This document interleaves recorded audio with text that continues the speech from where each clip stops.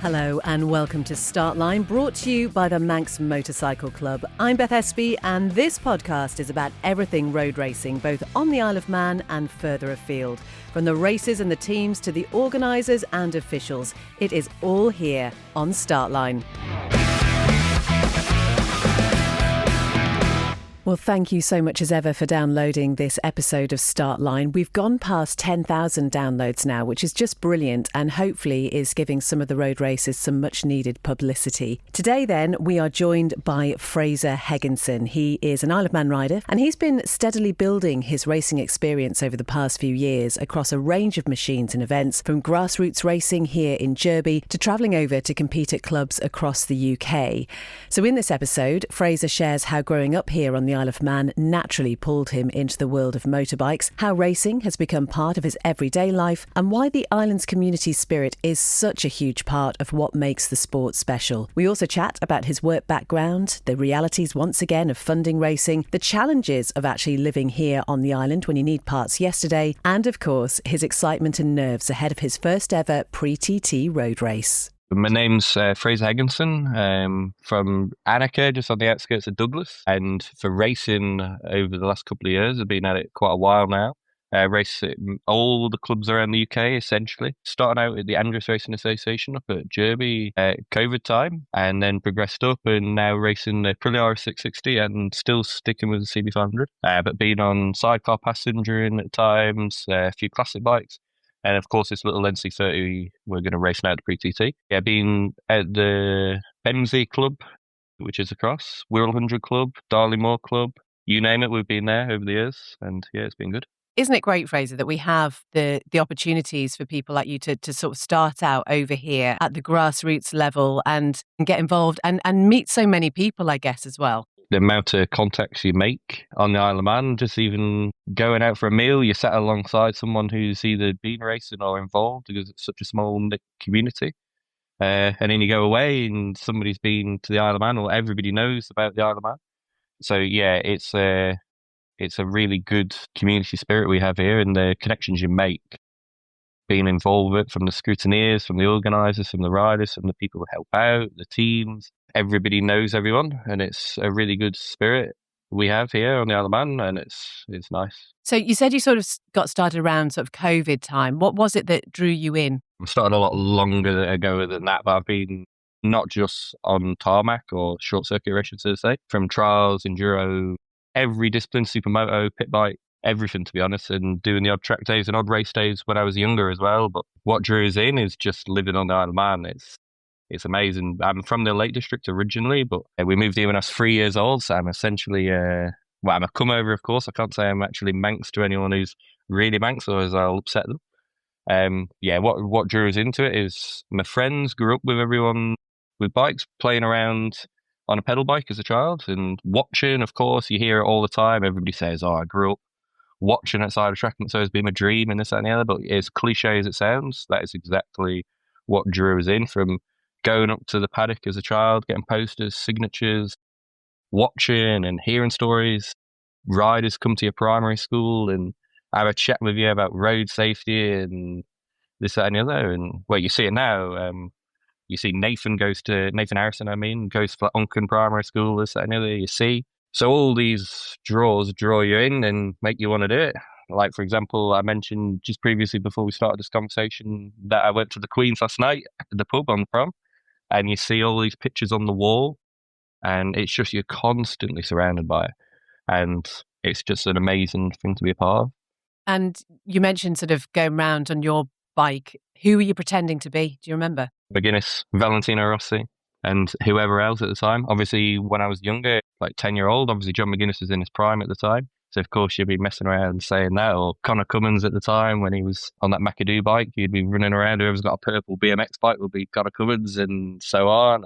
Fun memories, to be honest, looking back when you're a kid, messing around on bikes, jumping over something, and all the kids are lying down, jumping over. You think you're, what was this famous stunt rider? Evel Knievel, and doing all that sort of stuff. And then you hear about your mate. So you grew up with the Moffats, the young kids, Chrissy and Brian, and then their uncle Dave Moffat was doing the TT at the time. So you end up spending a load of time in the paddock with those guys. And then, of course, you're hearing about it. And then everybody starts racing. Well, everybody gets their first motocross bike or trials bike, and then before you know it, things are going up. Then they do the first motocross meet, and then they're going on tarmac when they're 12-year-old with a little Aprilias 125, and then before you know it, everybody's at it, and then you get no money from then on in, and you're spending everything you got on that. And yeah. And what about your family? I always sort of ask this because it's very often people have grown up in a family where bikes have been a big part of their lives. Is that the same for you? Yeah, so my family a bit scattered all over the world, really, to be honest. So my granddad, for example, was into bicycles, pedal bikes, and cycling, which is a bit different to what I'm into. And then my dad, he grew up with motorbikes, so he still actually has one of his very first bikes he ever bought, an Aerial Square 4 and a Greaves Trials bike and all these, that and the other. So anyway, my dad is the main reason we're into bikes, to be honest. He has all these bikes. We have like 17 bikes in our garage. Oh, Yeah, we have far too many, to be honest. In fact, he's currently spraying up one of them there, one of the fairings and one of the bikes. Yeah, so it was my dad, essentially, really brought us into it. My mum used to come over to the TT with her friends, completely unrelated at the time, because from the Lake District, it's really near. So she came for her 40th birthday, and she watched Hailwood win in 78. Forgive me if I'm not so clued up on the year, but when he had that comeback year, she was here. She used to watch Mick Grant and all this and the other race. So yes, she came. She was a fan of the TT, but at the time didn't know my dad. So yeah, that's the connection with my mum. My dad always into trials bikes and so on, and off road. Never anything on short circuit apart from he did go-kart racing at some point. I think around Silliff. I think one of the tracks just on the Lake District, which used to be there but not anymore. Yeah, so the family connection of the bikes, loose connections at parts, but yeah, my dad's the main advocate for why we got into the bikes. So mechanically minded, my dad does everything of that generation where he'll build your house, do your wiring, do your plumbing, do everything, paint spraying, mechanics, machining, everything. That man will do. So yeah, it's brilliant. really When he's finished spraying that bike, if you can just pop him round here, I've got a list of jobs, actually. That'd be amazing. Don't you worry about it, he'll do it. Has he passed those skills down to you? Are you very hands-on when it comes to tinkering around with the bikes and whatever? There's certain things I haven't got the knack for. We don't do them enough. Like when it comes to welding, for example, when you're a parent, so welding, we're not coded welders. We don't do welding every day of the week, or paint spraying. We'll get a rundown, a bit of body work, just out of not getting what's into the rhythm of it, doing it constantly. Yeah, so we're good, but we're not experts. Jack of all trades, master of none. Yeah. We can do everything, and we do everything. It's very, very rare we get someone to go do something. We've never took a car to a car garage or anything, or got a painter and decorating. We've done everything ourselves. But you hear that a lot, especially when you're in this game. Everybody seems to be quite handy at doing things themselves because you have to do it yourself. One, it's so costly to go pay someone to go do something. But also, time is of the essence. You can't rely on someone to do it in 2 weeks' time. It needed done yesterday, if you get what I mean. We're in a just-in-time methodology where it needs doing now. We've got a session next coming up, or we've got a race meeting next week, or, for example, this pre-TC coming up. I've just literally got a steering damper arrived now for the bike. I needed that 3 weeks ago. Yeah, you have to do things yourself for the cost element and for the time element. So yeah, I'm not as good as my dad, but time will tell. He's 75 and I'm 26. I've got a lot of time to catch up. Give us some time and we'll see if we can be as good as him. And you know, it's interesting, isn't it? I mean, obviously growing up in the Isle of Man is an amazing place for anybody who has a remote interest in motorbikes at all. You know, touching on the fact you needed that steering damper 3 weeks ago, you know, there are challenges living over here in terms of being able to get access to things that you need, and also obviously you mentioned going away to travel and whatever, and it's just, there are two sides to it sometimes, I guess, because it would be much easier to be somewhere else where you could just drive to a race meeting, but you have to factor in the old boat. And, you know, sometimes the weather over here, you know, not often, but sometimes it's not brilliant. Definitely, it's an absolute challenge, but we make that decision that we want to go racing, so we've got to take it on the chin and understand that it's going to be very costly getting away all the time. But then you get people help you out, and the Steam Packet and the Andrews Racing Association have a bit of a deal where you can get a subsidised ferry rate, which helps out big time. Getting parts is a bit of a nightmare. If your shipping adds on, you get free next day shipping across, but you don't get that here, do you? You see, it's next day, we know it's not going to come possibly till next week. Yeah, so getting parts, but then you have to factor that in and be organised. It's all about organisation. If you're going bike racing, if you're not organised, it all ends in tears and all goes wrong. So, you know, you've got to get things on order. You've got to communicate with the suppliers. And again, what I've just mentioned there about doing things yourself, you've got to do it yourself. If you can paint that fairing and repair the fairing, if you like have a little off and you've smashed your fairing up, the skill set and possibly the tools to repair it, opposed to then having to order one online, hope it arrives in time, and that's hoping they send the right one and it isn't damaged in the post. Just tell us, what do you do for work, Fraser? So I'm trained up as an engineer, got all my qualifications degree, went to the M degree, getting all my qualifications with the college, and then further afield with my degree in engineering. So I worked at Suez, at the energy from waste plant on Richmond Hill, also known as the incinerator, for a good couple of years. Then we left there and then went to Just Pizza and Pasta on North Quay. Well, I actually didn't work for a bit and went following the bike racing, followed the British Superbike Championship. In fact, I actually went across a few times with the Moffats when Chrissy Moffat was racing that junior super sport, I think it was called. Ilian was actually racing Ducati Tri-Options at the time, so I met a few of them over there. Anyway, that was 6 months of messing around, riding my bike. Actually, that was the first time I rode this little NC30. I'm doing the pre-TT off. Then I went to Just Pizza and Pasta about Christmas time because a mate of mine worked there, and they said, come down here at Christmas. We need a few staff. You'll be quite good. You can talk and you can enjoy it. So yeah, I was there. I was only meant to be there a month or two. I ended up being there for 4 years.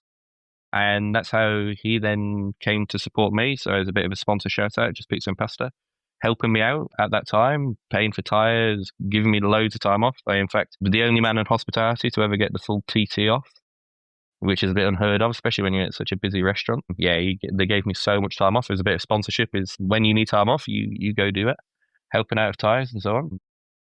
And then, of course, he sponsors a race I'm in, Andrews Racing Association. When I race my little CB500, he sponsors the lightweight and CB500 race. So that's another way. And then the pre-TT, Just Pizza and Pasta also sponsor Castletown Corner, the grandstand.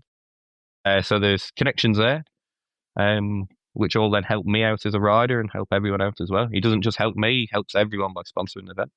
But yeah, then left there, I thought, let's get going. It's great having a load of fun at this restaurant, meeting all these people and having fun, but I've got to get going and start with the career ladder again. But I was looking at engineering jobs, and the engineering sector is so small on the Isle of Man. I was struggling to get something I really want. And what's the term? Dead man shoes is what it's being described to me. The people with the lucrative jobs in engineering, because they've got the job they want and they're few and far between on the island. So anyway, I looked on the Gov website, the jobs website, and thought, well, let's just go through the filters. And then I looked in the finance sector. Huge. The amount of jobs on there was like 80, 100 jobs available. And then the engineering, for comparison, is like 4. And one's a night shift job and then one's somewhere else and whatever. Anyway, so I then went for a few interviews at spots and I ended up at Moore Dixon on Apple Street as a trainee chartered accountant in the audit department. Completely different to what I'd ever imagined I'd do. Engineering to hospitality, now accountancy, is completely different worlds, really. But now you can look at your own finances, Fraser, and see exactly what you're spending. Yeah, never ask too many questions and never look at the invoice at the end of the month is what I think to do. Yeah, do not look at the amount at the end of the day. Otherwise, you wouldn't do it, I suppose. When you tot it all up at the end of the day, it's a lot of money. But we love it, and it is our decision. Completely and utterly our decision to go do that. And if you had to sort of maybe sum up what it is about bike racing, because I know for some people it's the challenge, the personal challenge, doing better every time. Other people, it's the adrenaline rush. Do you know what it is that makes you tick when it comes to bike racing? Yeah, but it's not just bike racing for me. It's bikes. I'm going to even generalize it even more. It's just bikes for me. I don't have to go and race. I can go do any discipline on any form of 2 wheels. I just love it. Whether it's working on the bikes, whether it's looking at, but I can just go and sit in my garage, or even just on social media. I'll just scroll through social media and just look at a picture of a bike. And then there's a few of us mates, like I mentioned Ilian Quayle earlier, we're good mates, and we'll just send pictures of bikes or videos of bikes, or we'll just look at bikes. You go to a bike show and you see hordes of people go to a bike show just to stare at bikes. I like looking at an engine case, and I like looking at the powder coats, right? I like looking at a casting line for a frame or a weld, or yeah, I just like bikes, and the racing is a great part of it. I absolutely love the speed. I love the competitiveness of it. I love everything about it. Yes, you say challenges. What I don't like, of course, is the cost. Nobody likes the cost. But yeah, it's bikes as a whole. It's it's just a culture which goes around it. You go in every pub, every restaurant on the Isle of Man or every cafe. There's pictures on the wall of a bike or a bike in a, or when they ride past the house, I'm always peering out the window just to have a look. I just love everything about it. I love the sights, the smells, the environment you're in, the fact everyone's so nice and everybody understands everyone. Like, of course, you get that in other sports. Everybody gets in their little world and everybody's similar. We're all similar type of people. Yeah, I just love the environment as a whole. It's not one thing, it's just everything. I just love it all, apart from the cost. Well, that's amazing. And what a better place to live then. And you mentioned pre-TT. So I was speaking, just under 3 weeks to go until your first pre-TT. How did that come about? And I suppose, what is your aim for this first time out there? Pre-TT will be the first road race I do. Yeah, but as I mentioned earlier on, I don't really have a plan. I've been saying about doing this for a good couple of years now. And I've always joked to one of the old managers at Suez, the Energy and Waste Park, my old employer. I always used to message him about January time when the entries would open. Put my entry in, and he'd always like reply back with some like smart remark about the fact, of course, you say this every year and just never get around to it. So yeah, it's been on the cards for a long time. It was just the stars align, and you've got to do this when it's right for you, because it is a risky game. It is dangerous. So just doing it for the sake of doing it isn't quite right, not in my eyes. Everybody has different reasons why they want to do it. But yeah, there was a little bit of conversation with me and a few other mates. There's another newcomer, James Dutton, and we're good mates. So me, Ilian Quayle and James are really good mates. We have a little group chat, and then Ilian put a few entries in for a few road races. This other newcomer, James Dutton, races at CRMC, where he's doing British Superbikes actually this year on F900 Cup bikes. Anyway, so he races at CRMC, the classic club across, and he's a front runner on his FZR 400. So he's more than comfortable to go do it. And then I had this little NC30, and we thought, all right, let's go do it. It'd be good. Hopefully the weather's all right, and well, I'm not going to do it if it's wet. Definitely not. I don't even own a set of wets. I'm not a wet weather rider, whether that's short circuit or certainly not on the roads as well. So if we speak to you after pre-TT, what will a successful pre-TT have looked like for you? Successful pre-TT, I've talked to a lot of people who are newcomers or competitors do it, and you always hear everybody just wants to finish and just enjoy it. And that is entirely it. I have no results in mind. Yes, of course. Well, ultimately, yes, I'd absolutely love to win it. But that's literally from the very first person on the grid to the very last person on the grid. Everybody would ultimately love to win it. Yeah, but I'm 6'3" and I'm going to be on a tiny little NC30 Honda. I don't even fit on the thing, I can tell you that. But I don't. I have the handlebars in a straight line, because if I have them like a normal bike would be, well, I just don't fit on it. Really, really small bike, designed for a tiny person, and I'm 6'3". So I just know that's going to be a bit of a struggle keeping out of the wind and moving about on it, but it'll be okay. The plan is to just finish and enjoy it and come back safe and sound and go to the pub on Sunday evening in the square and have a drink and talk about how good it was, and hopefully be putting some after sun on. That is the hope, isn't it? Honestly, if somebody hasn't watched Down in the Billown Course, I don't think there is anything that can prepare you for that mass start. I remember the first time I watched it, I was absolutely blown away. And what is lovely about the pre-TT and the Southern as well, everyone calls them the friendly races, but I have never known a group of people who are more supportive, who just want to make people as safe as they possibly can be, go out there, live their dream. It is just a great thing to be part of. Of course, everybody says the same old thing, but growing up watching it, you are enticed by it. You hear little things like hearing or seeing someone who's qualifying out of class or going for a lap at the back of the grid. It's such a nice thing to see, where the organisers really bend over backwards to help people. The way it's organised, the fact that you can just walk around the paddock willy-nilly is so nice. It's not full of barriers and red tape and passes everywhere. It's unique, like stepping back in time, I suppose. And yeah, and every rider you ever hear always seems to speak good things about it. And in fact, you get the big names turn up for the 700, for example. These big household names who are the TT mega superstars turn up to a small little track down at Castletown midweek for a little road race.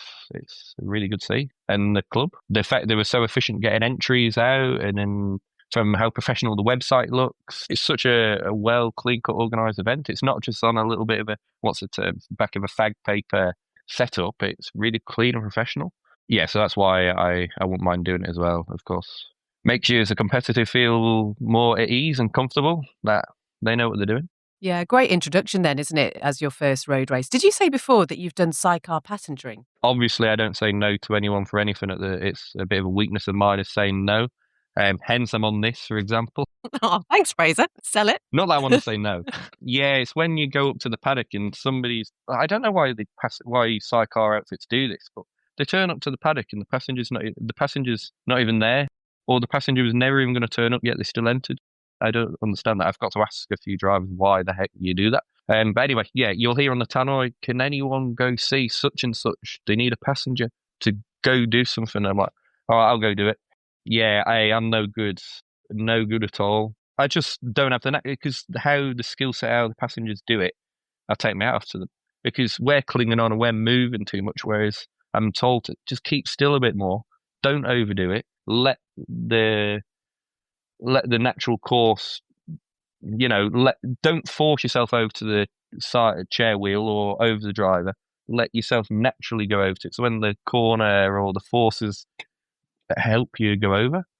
Whereas I'm the opposite to that. I'm really overthinking it. I'm like, right-hander's coming up. Let's get over the driver's side. Whereas you should just let it naturally go that way. Because the forces of how the sidecar's operating will let you do that. Because you can see I'm fighting against it all the time and it ties you up. So your forearms are hanging off. Your pelvis is getting smashed on I don't even know what you call it. What's the passenger seat? Tray? What do you even call it? Tray? I don't know. Seat? I don't know. Tray? Yeah, I don't know. yeah. It's not much of a seat anyway. Being 6'3" as well, it doesn't seem like a natural fit for you. You don't see many sidecar passengers being really tall, I don't think. You see that George Holden fella, who was a newcomer last year at TT, he's really tall. I think he's even taller He's a driver, isn't he? Yeah, so fair play to him. Yeah, you don't see many tall, I don't think. Take my hat off to the sidecar a lot. The lesson here, I'm hearing, Fraser, is next time you hear that call on the tannoy is just say no. Yeah, well, there's a few other lads. There's that Liam Wood, who's also going to be a newcomer at the pre-TT, so I've been told. He's now quite keen at it. I see him out on a sidecar quite often. Yeah, so I think he's took the baton of filling in at places. But another thing to do is be a really bad passenger, and then they'll say, can you put a thing out of the tannoy? But make sure you don't ask Fraser. Or if he comes up, tell him no. Yeah, if you don't want to do something, be really bad at it, and he'll be fine then. Yeah, that's I'm learning a lot from you here, Fraser. Yeah, I'm a man of I like it. Man of many words. Wise words come from me. Not. Just thinking, obviously, got your first road race here. Ultimate goal, I mean, is MGP on the horizon, would you say? Yeah, definitely. I just don't know what type of classic bike I'd ever. Hey, I would love to do it on a proper classic bike, a little 500 or a 350 or something like that. Big bikes scare me. I wouldn't ride a 1,000 or anything. Not that it's at the Manx, but classic superbike or at the TT, I wouldn't. Hey, big bikes scare me. Anything going over St. Ninians Crossroads, crossed up in the air at 190 mile an hour is just scares me. I refuse to watch it top of St. Ninians Crossroads. Just scares me. Anyway, plan is just take it one step at a time. Do this pre-TT, see how we go, enjoy it, and then maybe see what comes off in the future. We have a Triumph Rickman Matisse 850 though. That's the problem. Dave Nourish tuned motor. That's a 1969 or 1970s bike. The problem is it's an 850, so that would definitely never be able to go down at the Manx, but it could do the pre-TT or an Irish road race because they have an open 1,000 class. But yeah, I'd like to have one of my own bikes to go down and go do the Manx or something, but I don't know. It's nothing to rush into. There's plenty of time. You rush into these things and you can regret it because it can financially cripple you or put you off it. Because it's not just the bike cost. You have to then have your friends and family take time off work. You need loads of spares. You can't just turn up with one bike because if you have a problem, you can be out of action for a couple of days because you have a problem. So you need to have, 2 bikes, 3 bikes, loads of equipment. You can't just stay in the paddock in a little shoddy awning. You need to have something suitable. You see more and more people up at the paddock going to MFPB or whatever it's called now, McBlair's or Haldane, and they're getting loads of plywood and timber and making a real nice platform and so on. So you need that. It's a lot of money and a lot of resources to go do the Manx. It's not a simple task. People think you just turn up and it's just that 2 weeks. Definitely isn't. You're talking years in preparation. As you're hearing and talking to these people who are all getting involved with it now, you hear so many stories about what's involved. So it's something I'm interested in, but not going to happen in the next year or so, I don't think. I also want to be really comfortable on a specific type of bike. So I race my Aprilia 660, but I don't feel at one with that bike to be able to go do something like the Manx. You know, you got to be really confident and really safe and really prepared. I'm not prepared to go do that at the minute. Not on a big bike anyway, not a 600 or so. You want to spend a couple of years on them to get really comfortable. That's a problem with me. I ride too many different disciplines and different types of sports on two wheels. I don't just stick to one. Like I said earlier about working in the garage, jack of all trades, master of none. I don't focus on one bike enough. So I hop from a CB500 to this little 400 to my Aprilia, and then you're on a sidecar, and then you're racing another type of bike. So I'm not fully focused on one bike, which I think I should be, really. You've got plenty of time for that, and I'm sure it will come.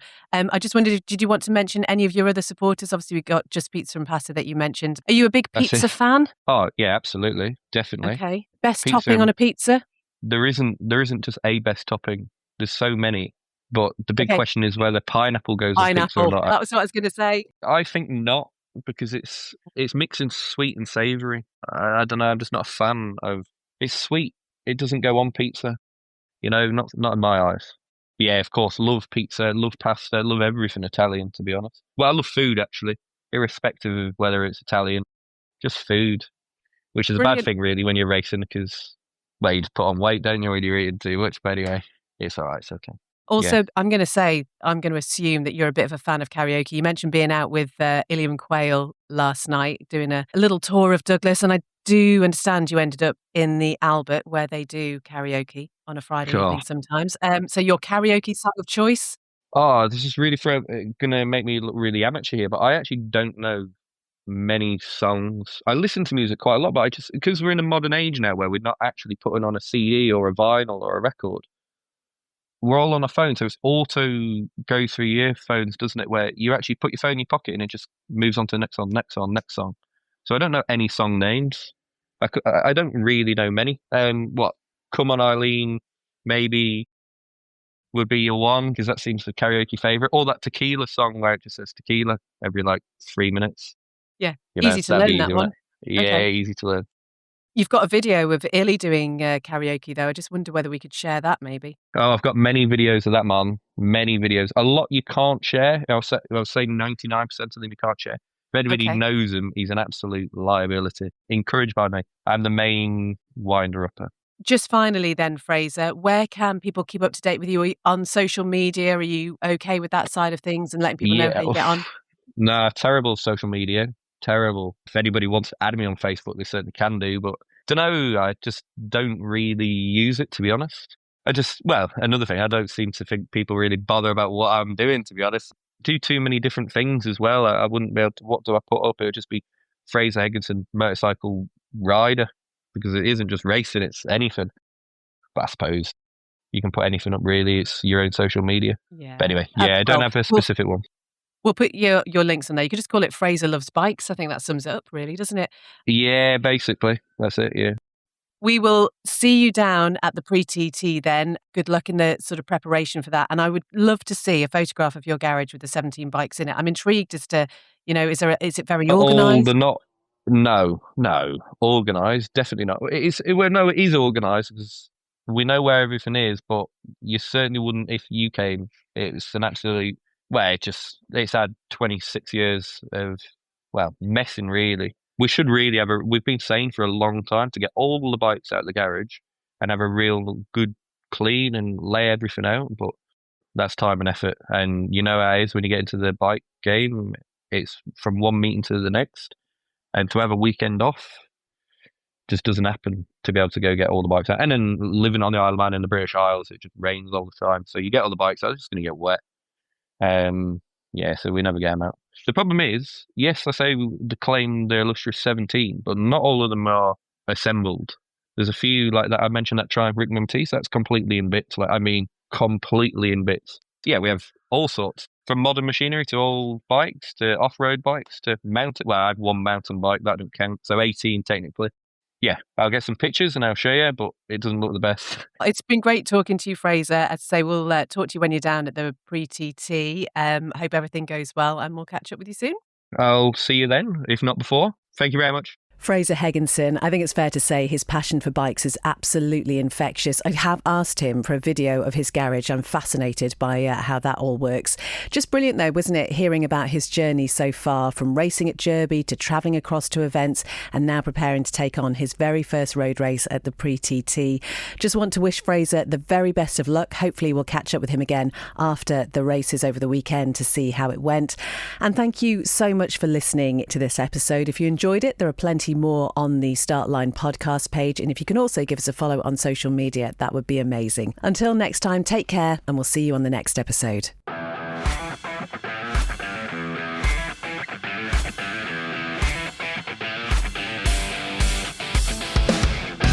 Thank you very much indeed for listening to this episode of Startline. Do take some time to find the riders on social media. Your support is very much appreciated. And if you'd like to get in touch with me and be part of the podcast in the future, you can email beth@startline.im. Until next time, take care. Bye-bye.